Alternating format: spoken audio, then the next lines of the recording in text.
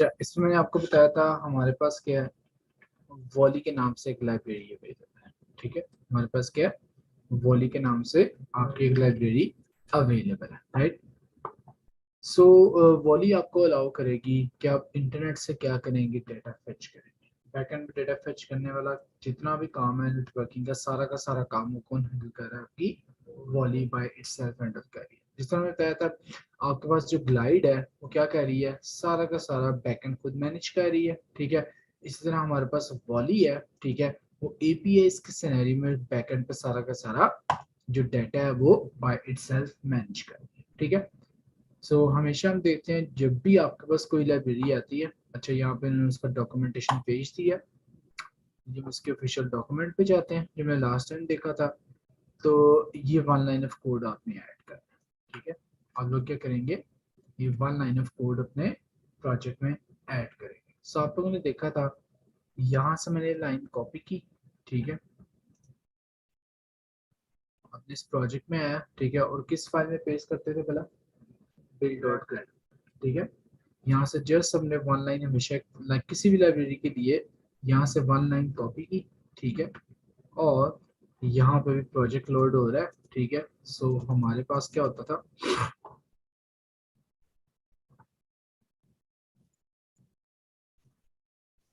ये हमारे पास फाइल आती थी बिल्ट और ग्रेडल के नाम से। ठीक है, यहाँ डिपेंडेंसीज में आप क्या करते थे, वो कोड पेस्ट कर। ठीक है, डिपेंडेंसीज में क्या करेंगे, कोड पेस्ट करेंगे। ठीक है, अच्छा जी, सो सिंपली हमने क्या काम किया, वहां से one line of code copy की। ठीक है, और यहाँ पर आकर हमने क्या कर दिया, पेस्ट कर। ठीक है, जैसा हमने ग्लाइड पे काम किया था, राइट।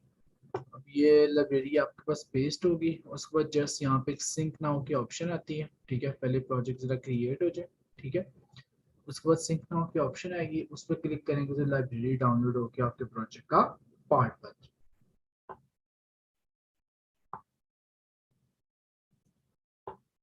ओके, सो यहाँ पे डिफरेंट लेसन हमारे पास आ रही हैं। ठीक है, हमने यहाँ से क्या करना है, जेसन के लिए स्टैंडर्ड रिक्वेस्ट। ठीक है, हम यहाँ से क्या यूज करने लेंगे, स्टैंडर्ड रिक्वेस्ट यूज करेंगे। ठीक है, सो मैं यहाँ पे डॉक्यूमेंटेशन पे आया, मेक आ स्टैंडर्ड रिक्वेस्ट के नाम से।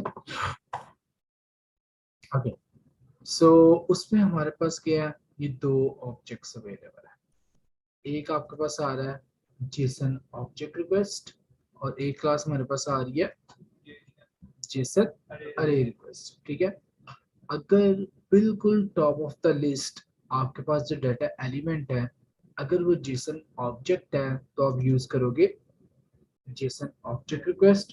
बिल्कुल टॉप ऑफ द लिस्ट अगर आपके पास एलिमेंट आ रहा है in the form of square bracket, ठीक है, उसके लिए क्या यूज करोगे, जेसन अरे रिक्वेस्ट यूज करोगे। ठीक है, सो हमारे पास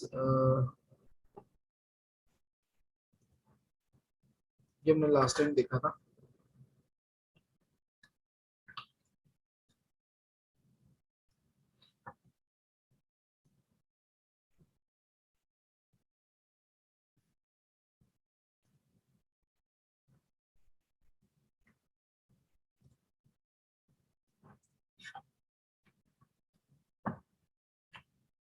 ठीक है, इस तरह की हमने एपीआई लास्ट टाइम देखी। ठीक है, ये आपके पास क्या कर रही थी, सिटी की बेस पे आपको प्लेयर टाइम्स रिटर्न करवा रही थी। तो उसने किया था इस तरह से, city is equals to Lahore. ठीक है, country is equals to Pakistan,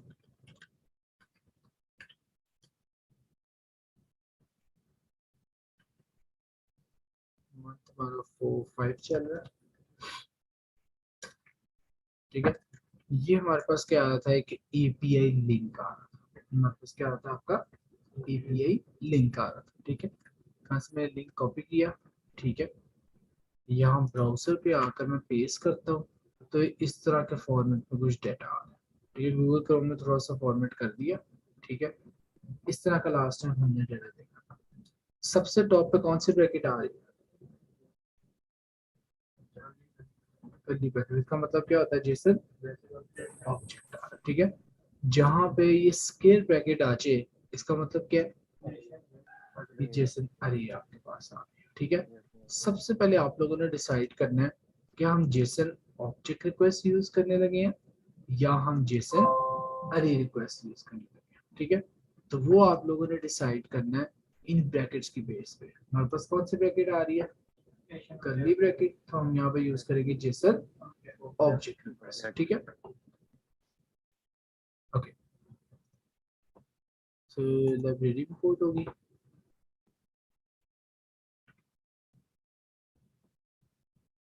okay, सो ये जो आपके पास डेटा आ रहा है ये आपके पास कहलाएगा की वैल्यू पेयर्स। आपके पास क्या कहलाएगा, की वैल्यू पेयर्स कहलाएगा, ठीक है। और ये डेटा के नाम से क्या आ रही है, अरे आ रही है। डेटा के नाम से हमारे पास क्या आ रही है, आपकी अरे आ रही है, ठीक है। तो सबसे पहले हम इस ऑब्जेक्ट को निकालेंगे, उस ऑब्जेक्ट में से डेटा के नाम से अरे निकालेंगे, ठीक है। फिर अरे के अंदर ही क्या आ रहे हैं, सारे ऑब्जेक्ट्स आ रहे हैं। अरे के अंदर आपके पास क्या आ रहे हैं, सारे के सारे ऑब्जेक्ट्स आ रहे हैं, ठीक है। तो इन ऑब्जेक्ट्स को निकालना हो तो हमने डिस्कस किया था किसके थ्रू गेट करते हैं, वाला अरे में से, इनका नाम नहीं है, इंडेक्स के थ्रू, ठीक है। ये जो ऑब्जेक्ट्स आप लोग फेच करोगे वो किसके थ्रू करोगे, इंडेक्स के थ्रू करोगे। और मैंने बताया था रूल होता है अरे के अंदर जितने भी ऑब्जेक्ट्स हैं सबका स्ट्रक्चर सेम, सबका स्ट्रक्चर हमारे पास क्या होगा, सेम होगा। और स्ट्रक्चर सेम होने से हमें क्या फायदा होगा भला, हमें एक दफा काम करके एक बार काम करना पड़ेगा, उसके बाद इस तरह खुद ब खुद मतलब एक ही वर्ड करना पड़ेगा, एक ही दफा कोड करके उसे बार बार अरे में नहीं, लूप में, ठीक है। इसका स्ट्रक्चर सेम होने का फायदा ये है कि इस या इस ऑब्जेक्ट के लिए एक जैसा कोड होगा, ठीक है। सिर्फ आप उस कोड को क्या करोगे कि लूप में पुट कर, उस कोड को आप क्या करोगे, लूप में पुट कर, ठीक है।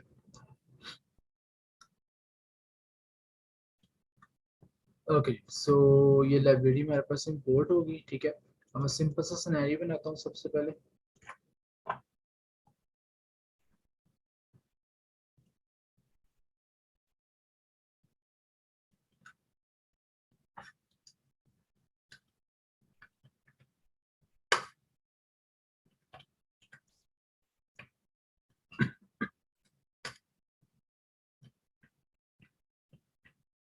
अच्छा जी, यहाँ पर सबसे पहले मैंने क्या ले लिया, एक बटन ले लिया, ठीक है। और इसको टेक्स्ट दे दिया, गेट डाटा फ्रॉम, ठीक है। ऑन क्लिक का फंक्शन कॉल कर लिया गेट डाटा के नाम से, ठीक है। एक आपके पास सबसे पहले बटन आ गया, दूसरी हमने यहाँ पे ले ली टेक्स्ट,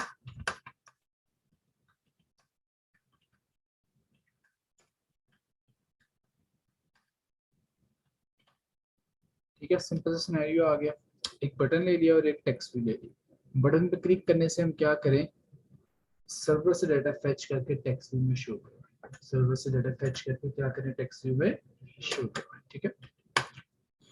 ओके जी, ये हमारा जावा कोड आ गया, सिंपल एक फंक्शन आ गया और यहाँ पर क्या आ गया, टेक्स्ट व्यू का एक ऑब्जेक्ट आ गया।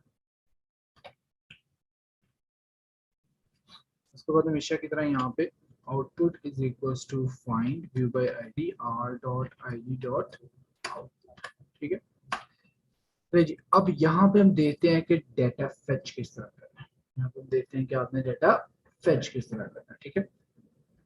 ओके जी, सो हमने डिसाइड किया है सबसे पहले तो एक वेरिएबल होगा आपके पास यूआरएल के नाम से, कहाँ से आपने डेटा फेच करना है, ठीक है। यूआरएल क्या रिप्रेजेंट कर रहा होगा, कहाँ से आपने डेटा फेच करना है, ठीक है। सो ये हमारे पास वो लिंक आ रहा है, ये हमारे पास क्या आ रहा है, आपका लिंक आ रहा है, यहाँ से हम क्या करेंगे, डेटा फेच करेंगे, ठीक है। ये लिंक कॉपी किया और ये हमारे पास सर्वर लिंक आ गया, ये हमारे पास क्या आ गया, सर्वर लिंक आ गया, ओके। उसके बाद हमारे पास जो क्लास यूज होगी वो किस नाम से है, जेसन ऑब्जेक्ट रिक्वेस्ट, ठीक है। हमारे पास जो क्लास यूज नाम से होगी जेसन ऑब्जेक्ट रिक्वेस्ट के नाम से होगी, ठीक है। ये जी आपने इसका रिक्वेस्ट के नाम से ऑब्जेक्ट बनाया इज इक्वल्स टू न्यू के साथ हमने क्या कर लिया, उसका कंस्ट्रक्टर कॉल, तो साथ हमने क्या कर लिया, उसका कंस्ट्रक्टर कॉल कर लिया, ठीक है। अब कंस्ट्रक्टर में टोटल 5 पैरामीटर्स हैं। कंस्ट्रक्टर में हमारे पास क्या होंगे, टोटल 5 पैरामीटर्स हैं, ठीक है। सबसे पहला पैरामीटर होता है कि आपकी जो रिक्वेस्ट टाइप आ रही है, सबसे जो पहला पैरामीटर होगा वो क्या होगी, आपकी रिक्वेस्ट टाइप, ठीक है। हमारे पास ना नेटवर्किंग में मोस्टली रिक्वेस्ट टाइप यूज होती है तो गेट या पोस्ट, ठीक है। गेट हमारे पास यूज होती है डेटा फेच करने के लिए, ये जिसने एपीआई बनाई होती है उस पर डिपेंडेंट होता है, ठीक है। जो बंदा एपीआई क्रिएट करता है वो साथ बताता है कि गेट की रिक्वेस्ट है या ये पोस्ट की रिक्वेस्ट है, ठीक है। हमारे पास फिलहाल जो रिक्वेस्ट है वो आ रही है गेट, हमारे पास जो रिक्वेस्ट है वो किसकी है, डेटा फेच करने की या गेट की। तो आप लोगों ने करना है मेथड डॉट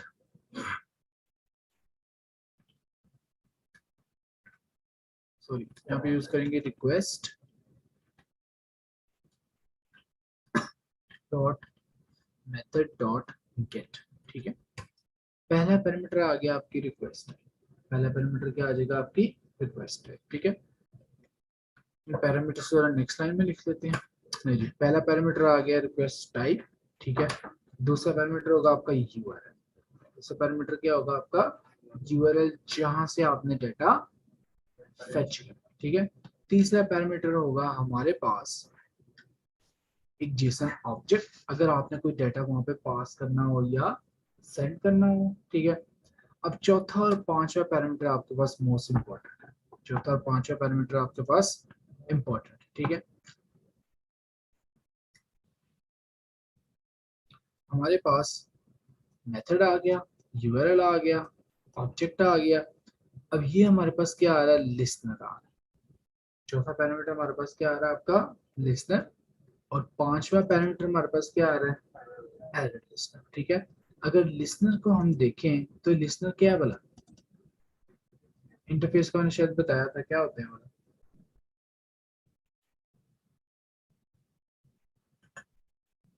इंटरफेस के अगेंस्ट हमेशा कोई ना कोई फंक्शन पड़ा होता है। किस नाम से फंक्शन पड़ा है, ऑन रिस्पॉन्स, और ये फंक्शन ओवरराइड करना जरूरी होगा, ये फंक्शन आपका ओवरराइड करना जरूरी होगा, ठीक है।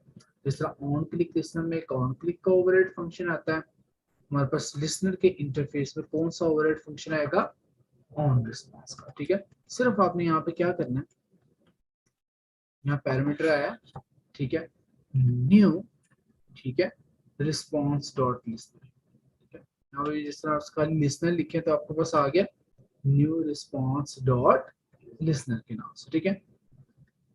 अब इसको मैंने एंटर किया तो उसने एक ओवरराइड फंक्शन पुट कर दिया, किस नाम से, ऑन रिस्पॉन्स के नाम से, ठीक है। यहाँ पे हमारे पास एक ओवरराइड फंक्शन आ गया, किस नाम से, ऑन रिस्पॉन्स के नाम से, ठीक है। ये चौथा पैरामीटर हो गया हमारे पास, ठीक है। पांचवा पैरामीटर हमारे पास जो लास्ट आएगा वो आएगा न्यू एरर रिस्पॉन्स, ठीक है। हमारे पास कौन सा आ रहा है, एरर रिस्पॉन्स आ रहा है। और इसके अगेंस्ट आपका कौन सा फंक्शन आ गया, एरर रिस्पॉन्स के नाम से। तो इसका मतलब यहाँ पे दो ओवरराइड फंक्शन आए हैं, एक ऑन रिस्पॉन्स के नाम से और दूसरा ऑन एरर रिस्पॉन्स के नाम से। और आपको इतना आइडिया है, ओवरराइड फंक्शंस बाय इटसेल्फ या ऑटोमेटिकली कॉल, ओवरराइड फंक्शंस क्या होंगे आपके, ऑटोमेटिकली बाय इटसेल्फ कॉल, ठीक है। नाम से आपको आइडिया हो रहा होगा ये वाला फंक्शन कब कॉल होगा और ये वाला फंक्शन कब कॉल होगा। जब किसी भी वजह से आपका अगर एरर आ जाता है तो हमारे पास कौन सा फंक्शन होगा, ऑन एरर रिस्पॉन्स का, ठीक है। अगर आपके पास डेटा सक्सेसफुली आ जाता है तो फिर कौन सा फंक्शन होगा, ऑन रिस्पॉन्स का, ठीक है। ये पॉइंट आपने याद रखना है। जब भी आप लोग रिक्वेस्ट वाला काम, एपीएस वाला काम करने लगोगे, ये सारा कोड सेम, सारा कोड आपके पास क्या होगा, सेम होगा। सिर्फ आपका यूआरएल बदलता जाएगा कि कहाँ से डाटा फेच करना है, सिर्फ आपका यूआरएल बदलता जाएगा कि कहाँ से आपने अपना डाटा फेच करना है या गेट करना है।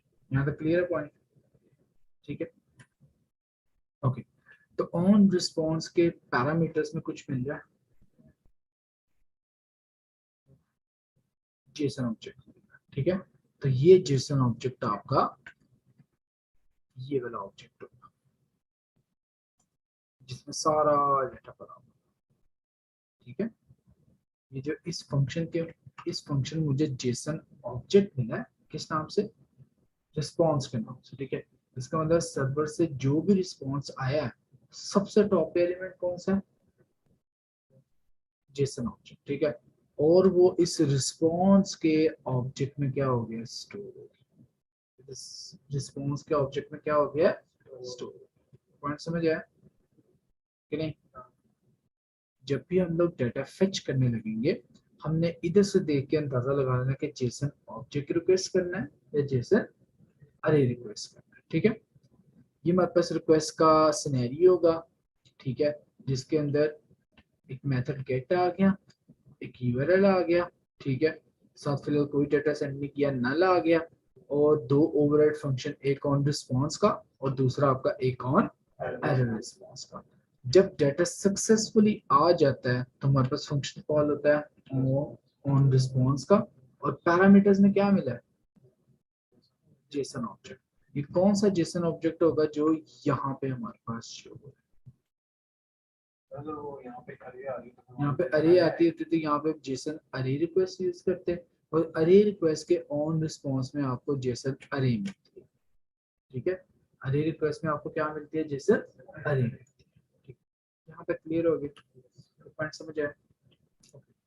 हमने सिंपली क्या काम किया, जो भी डाटा आया फिलहाल उसे as it is raw data ही हमने क्या कर लिया, एज अ स्ट्रिंग शो करवा दिया, ठीक है। ले जी, हमने सिंपली फिलहाल सिर्फ टेस्ट करने के लिए देखा कि क्या हमारा डाटा आ भी रहा है कि नहीं आ रहा। जो भी आपके पास डाटा आया उसको हमने क्या किया, यहाँ पर शो करवा, यहाँ पर हमने क्या करवा दिया, शो करवा दिया, ठीक है। और अगर किसी भी वजह से आपका एरर आता है, ठीक है, तो हमने क्या किया, जो भी आपके पास एरर आया उसको शो करवाया, ठीक है। जितनी भी एरर की क्लासेस या एक्सेप्शन क्लासेस होती हैं, इनमें ना गेट मैसेज का फंक्शन पड़ा होता है। कौन सा फंक्शन पड़ा होता है, गेट मैसेज का, ठीक है। तो ऑटोमेटिकली किसी भी वजह से आपका जो एरर आएगा उसको हमने टेक्स्ट व्यू में शो कर दिया।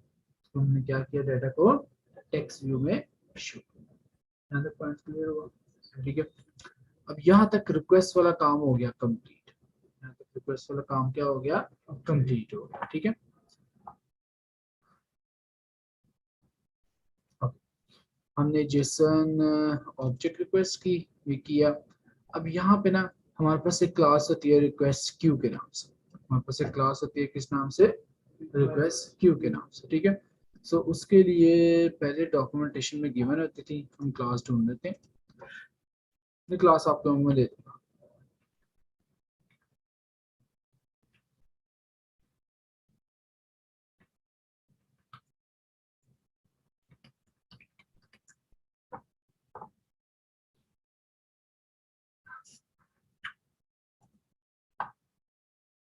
ओके, सो ये हमारे पास एक क्लास अवेलेबल है ऐप कंट्रोलर के नाम से, ठीक है। हमारे पास एक क्लास अवेलेबल है किस नाम से, ऐप कंट्रोलर के नाम से, ठीक है।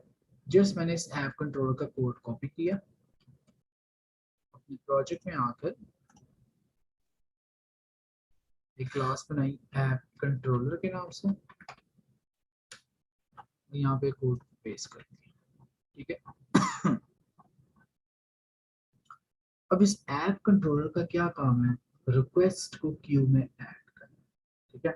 इस ऐप कंट्रोलर का क्या काम होगा, रिक्वेस्ट हमने सारी कस्टमाइज कर ली, क्या क्या काम करना है, कहाँ से डाटा फेच करना है, अब हमने क्या करना है, रिक्वेस्ट को जनरेट करना है, या फिर आप लोगों ने क्या करना है, रिक्वेस्ट को कॉल करना है, या फिर आप लोगों ने क्या करना है, रिक्वेस्ट को कॉल करना है, ठीक है। जी, हम मेन एक्टिविटी में आए, ठीक है। यहाँ पर हमने किया ऐप कंट्रोलर, हमारे पास क्लास थी, ठीक है, डॉट गेट इंस्टेंस, उसका एक ऑब्जेक्ट क्रिएट किया, ठीक है, dot add to request queue, ये आपने फंक्शन कॉल करना, ऐड टू रिक्वेस्ट क्यू। जितनी भी आपके पास रिक्वेस्ट होंगी वो आप क्या करते जाओगे, क्यू में ऐड करते जाओगे, वो आप क्या करते जाओगे, क्यू में ऐड करते जाओगे। हमारे पास रिक्वेस्ट के ऑब्जेक्ट नेम क्या है, जेसन रिक्वेस्ट की है, ऑब्जेक्ट नेम क्या रखा है, नीला, रिस्पॉन्स है, रिक्वेस्ट है यार, ये है ना ऑब्जेक्ट, ठीक है, जेसन ऑब्जेक्ट जिसके अंदर ये 5 पैरामीटर्स थे, ठीक है। अब हमने क्या किया, इस रिक्वेस्ट को क्यू में, इस रिक्वेस्ट को हमने क्या कर लिया, क्यू में ऐड कर लिया, ठीक है। सो ये आपके पास जब भी आप एपीआई से डाटा फेच करोगे, आपका स्टार्टिंग कोड होगा, आपके पास क्या होगा, आपका स्टार्टिंग या इनिशियलाइजिंग कोड होगा। यहाँ तक पॉइंट समझ आया, पेजेस क्लियर आ गए, ठीक है। ये आपके पास क्या होगा, जावा का स्टार्टिंग हमेशा से कोड होगा। उसके बाद जो आपने एक्चुअली काम करना होगा, एक तो आप ये लिंक चेंज करते रहेंगे जिस सर्वर से डाटा फेच करना है, और बाकी जो असल काम है वो यहाँ पे होगा। किस तरह से आपने एक एक प्रॉपर्टी, एक एक डाटा एलिमेंट रीड करना है, इस तरह से आपने एक एक डाटा एलिमेंट फेच या एक एक डाटा एलिमेंट रीड करना है, ठीक है। तो ले जी, यहाँ तक काम हुआ, ठीक है। अब एक दो चीजें मैनिफेस्ट में ऐड करनी है। सबसे पहले तो मैनिफेस्ट में आ जाएगा, जब भी सर्वर से डाटा फेच करने है तो क्या किस चीज की जरूरत होती है, इंटरनेट की परमिशन, ठीक है। तो जैसे यहाँ पे लिखे यूजेस, USES, उसने हिंट में दे दिया यूजेस माइनस परमिशन। यहाँ से जस्ट मैंने लिखा INTERNET, इंटरनेट आ गया। इस सबसे पहले हमारे पास क्या आ गई, इंटरनेट की परमिशन, सबसे पहले इंटरनेट की परमिशन आ गई, ठीक है। उसके बाद उस ऐप कंट्रोलर को भी यहाँ रजिस्टर करना है, ऐप कंट्रोलर को यहाँ पे रजिस्टर करना है, ठीक है। उसके लिए हम यूज करते हैं एंड्रॉइड कॉलन नेम, जैसे यहाँ पे लिखो नेम, नेम आ गया, उसने देखो ऑटोमेटिकली हिंट में दे दिया, ये ऐप कंट्रोलर हमारे पास क्या हो गया, रजिस्टर, ठीक है। ऐप कंट्रोलर हमारे पास क्या हो गया, रजिस्टर, मैं तो पॉइंट समझ आया, ठीक है। तो जी सबसे पहले हम टेस्ट करके देखते हैं कि क्या हमारे पास बटन क्लिक करने से इस सर्वर से डाटा फेच होके आपको शो हो रहा है। सबसे पहले हम देखते हैं कि क्या हमारे पास डाटा फेच होके आ भी रहा है कि नहीं, ठीक है।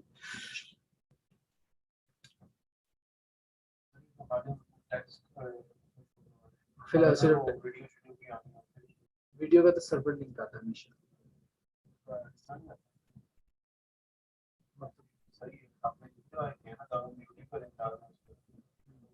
नहीं वो यूट्यूब एपीआई नहीं है, वो वीडियो लिंक है। एपीआई ने आपको इस तरह जेसन में डाटा देना होता है, ठीक है। हाँ, अगर आपका कोई अपना सर्वर है ना, वहां से आप डाटा लोगे, वो भी एपीआई में आएगा। आपको वीडियो जो आपकी पूरी फाइल है ना, उसका सिर्फ यूआरएल आ जाएगा।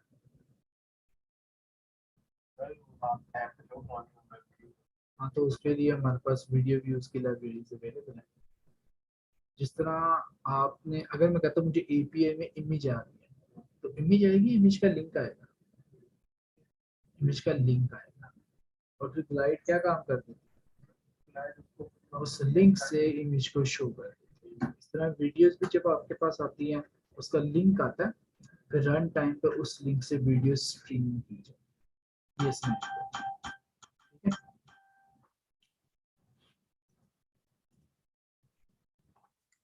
ये जिसे रन करते हैं,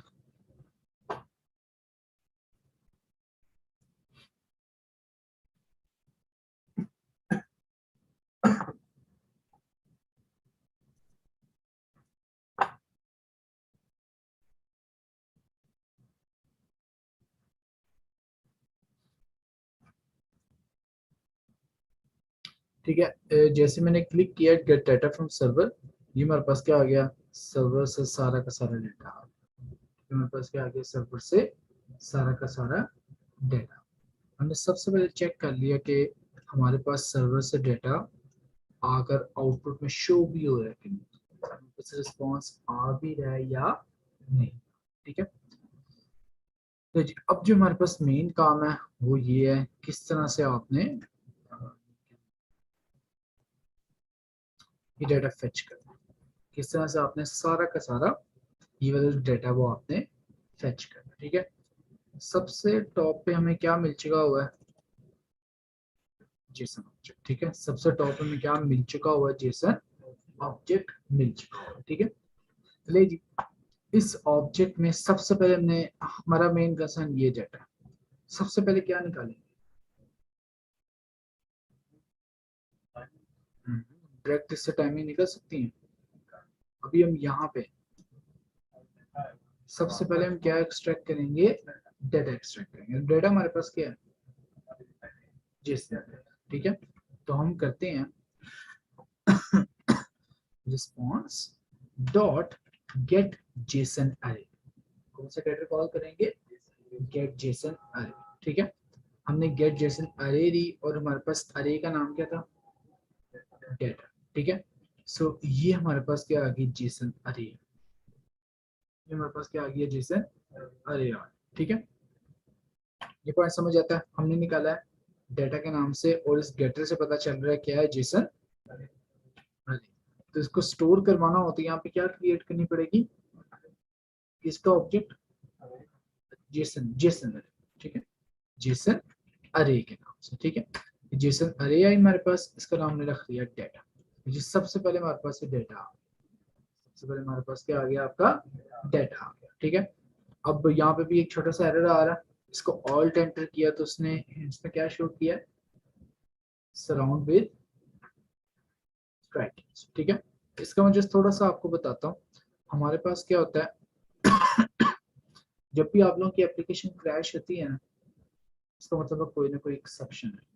इसका मतलब क्या होता है, कोई ना कोई एक्सेप्शन है, ठीक है। जावा में आपके पास क्या है, कुछ एक्सेप्शंस को हैंडल करना कंपल्सरी है, कुछ, या आपके पास फ्यू एक्सेप्शंस ऐसी हैं जिन्हें हैंडल करना कंपल्सरी है, ठीक है। तो उसके लिए हम यूज करते हैं ट्राई कैश का ब्लॉक। उसके लिए हम क्या यूज करते हैं, try cash. Try cash block का फायदा ये होता है कि अगर एक्सेप्शन आती है तो आपका प्रोग्राम क्रैश नहीं होता, ठीक है, आपकी एप्लीकेशन क्रैश नहीं होती, ठीक है। तो इसलिए यहाँ पे वो जो गेट जेसन अरे करनी है, ठीक है, उसमें जरूरी है कि आप उसकी एक्सेप्शन हैंडल करें, उसमें जरूरी है कि आप उसकी एक्सेप्शन हैंडल करें, ठीक है। तो सबसे पहले हमारे पास ये क्या आ गया, डाटा की अरे आ गई। सबसे पहले हमारे पास क्या आ गया, डाटा की अरे आ गई। डाटा में से आप लोग बताएं क्या एक्सट्रैक्ट करूं, टाइमिंग किसके अंदर पड़ा हुआ है, ऑब्जेक्ट के अंदर पड़ा हुआ है, ठीक है। तो पहले हमने डाटा में से एक ऑब्जेक्ट निकालना है और उस ऑब्जेक्ट में से टाइमिंग्स के नाम से ऑब्जेक्ट निकालना है, ठीक है। डाटा के अंदर ये वाला ऑब्जेक्ट पड़ा हुआ है और उसके अंदर फर्दर हमारे पास क्या है, टाइमिंग्स के नाम से ऑब्जेक्ट पड़ा हुआ है, ठीक है। अब इस ऑब्जेक्ट का नेम नहीं है तो कैसे निकालेंगे, तो इसका नाम है, इसका नाम है, इसका नाम नहीं है, डाटा में से कैसे निकालेंगे,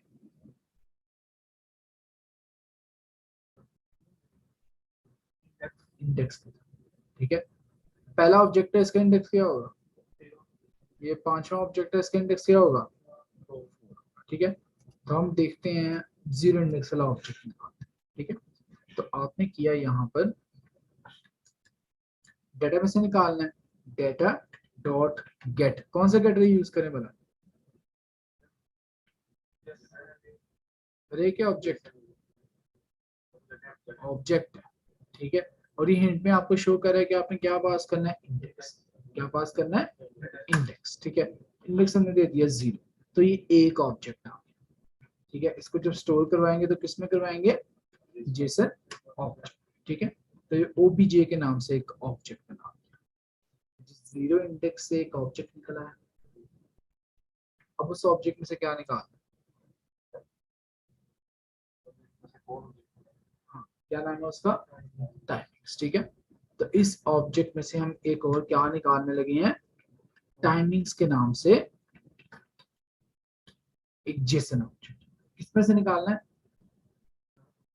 ओबीजे में से, ठीक है। OBJ dot gate Jason object, तो इसका नाम दे दिया हमने, ठीक है। तो ये वापस टाइमिंग्स के नाम से क्या आ गया, आपका ऑब्जेक्ट। अब टाइमिंग में से सारा डेटा निकालेंगे, ठीक है। तो डेटा टाइप नजर आ रही है, कौन सी है, कौन सी है, स्ट्रिंग, ठीक है।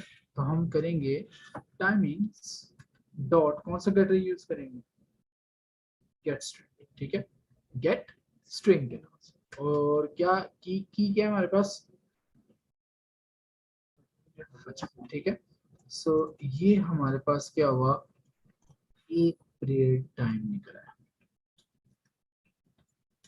हमारे पास क्या आ गया आपका, एक सिंगल प्रेयर टाइम। यहाँ तक पॉइंट समझ गए? ये पॉइंट क्लियर हुआ अच्छी तरह? ठीक है, इस तरह से हमने भी फिलहाल सिर्फ एक दिन की एक प्रेयर टाइम का डाटा फेच किया, एक दिन की एक प्रेयर टाइम का डाटा फेच किया। वो भी करते हैं हाँ हाँ। एक दिन की जितनी होंगी उनके लिए तो सारी बात है 5 स्ट्रिंग्स तो बनानी पड़ेगी, वो तो ऑब्वियस है। जितना टाइम होगा वो भी हाँ, जितने एलिमेंट्स है वो उनके लिए एक एक लाइन तो कोड करना पड़ेगा बाद में लूप के थ्रू। ठीक है, सो ये देखिए ये कोड मैंने कॉपी किया, अगले की क्या है जोहर। ठीक है, सो ये हमारे पास जोहर का टाइम निकल आया है। ठीक है, इस तरह इसको मैं 3 दफा और कॉपी पेस्ट करूं और इनकी कीज क्या क्या रखता हूँ, असद, मगरिब और ईशा। ठीक है, ये वाला कॉपी किया, ईशा का टाइम आ गया,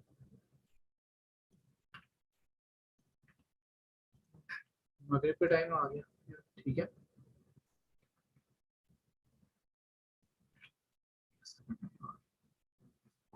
एक दिन की सारी प्रेयर टाइम्स निकल आई मेरे पास, एक दिन की क्या आ गई, सारी की सारी प्रेयर टाइम्स निकल आई। ठीक है, अब अगर इस 0 की जगह 1 होता तो यहाँ पे दूसरे दिन की, ठीक है, 2 होता तो तीसरे दिन की, 3 होता तो चौथे दिन की। ठीक है, अब इस सारे काम को हमने क्या करना है, किसी ना किसी लूप में करना है। ठीक है, तो हम क्या करते हैं, एक फॉर लूप लगाएं। ठीक है,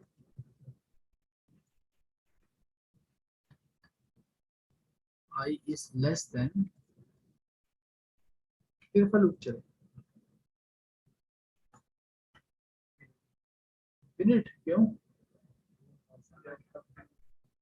जो डाटा होता है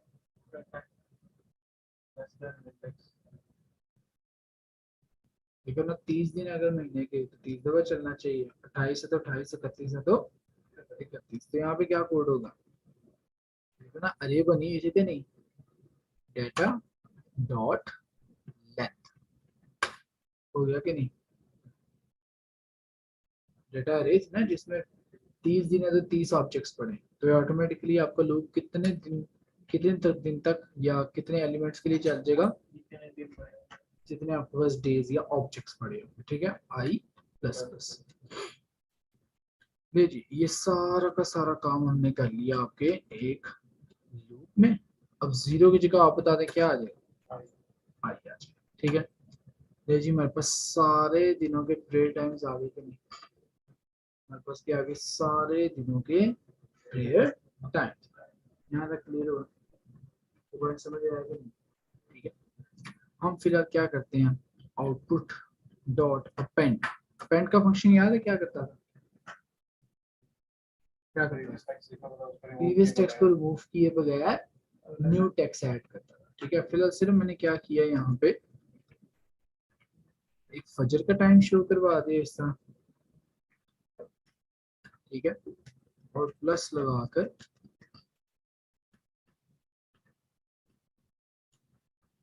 और यहाँ पे मैंने ईशा का टाइम शो करवा दिया,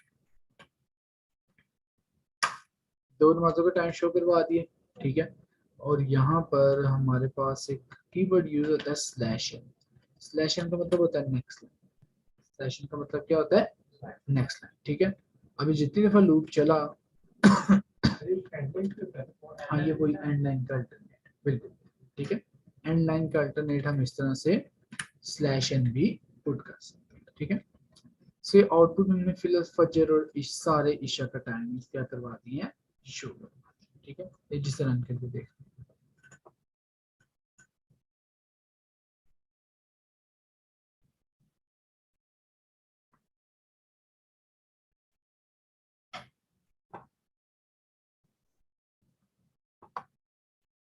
गेट डेटा फ्रॉम सर्वर।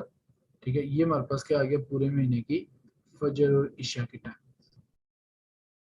ठीक है, हमारे पास यहाँ पे क्या आ गई, पूरे मंथ की फजर और ईशा की टाइमिंग्स आ गई। सो यहाँ तक पॉइंट समझ आया।